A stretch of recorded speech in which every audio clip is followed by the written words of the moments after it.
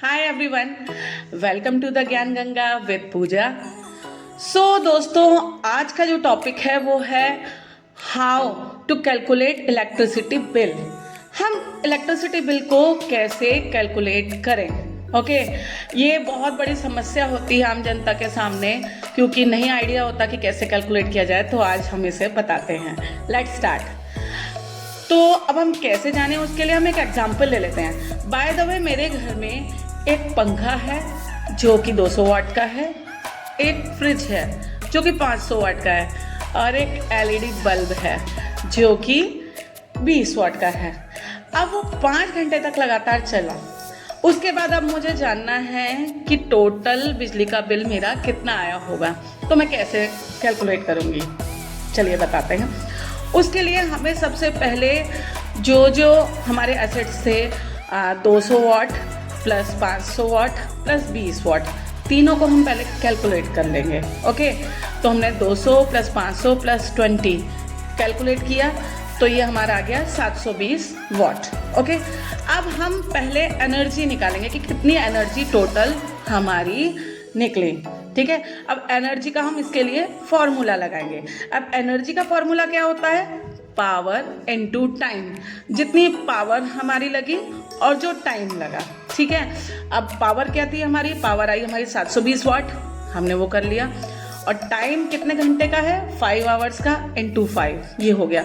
लेकिन मैंने आपको भी एक चीज़ बताई थी कि जो बिजली का बिल है वो किलोवाट आवर में वो करा जाता है, कैलकुलेट किया जाता है। यानी कि हमें जो भी पावर हमारी वॉट में आई है उसे हमें पहले क्या करना पड़ेगा? किलोवाट में चेंज करना पड़ेगा।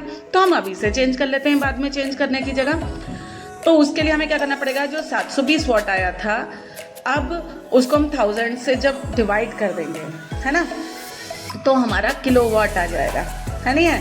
क्योंकि 1 किलोवाट इज इक्वल टू 1000 वाट। ठीक है, तो जब हम इसको कैलकुलेट करेंगे 720 डिवाइडेड बाय 1000, और हमने साथ ही में इनटू 5 जो टाइम हमारा आया था वो कर दिया, तो हमारा पूरी एनर्जी कितनी आ गई?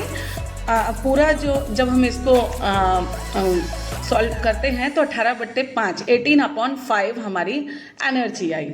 अब हमारी एनर्जी हमें निकल के सामने आ गई। अब हम एनर्जी कंजम्पशन निकाल लेंगे, है ना, जो हमें चाहिए। तो एनर्जी कंजम्पशन का क्या फॉर्मूला होता है? उसका फॉर्मूला होता है एनर्जी इनटू यूनिट कॉस्ट। क्या होता है? Energy into unit cost. ठीक है, अब हमारी एनर्जी कितनी आई? 18/5। ठीक है, अब यूनिट कॉस्ट क्या होता है? हर जगह की अलग अलग होती है। ठीक है, हम मान लेते हैं कि जो मेरा एरिया है वहाँ की यूनिट कॉस्ट जो है, मतलब जो मेरी सिटी है उसमें मेरे एरिया की यूनिट कॉस्ट है 5 रुपीज़।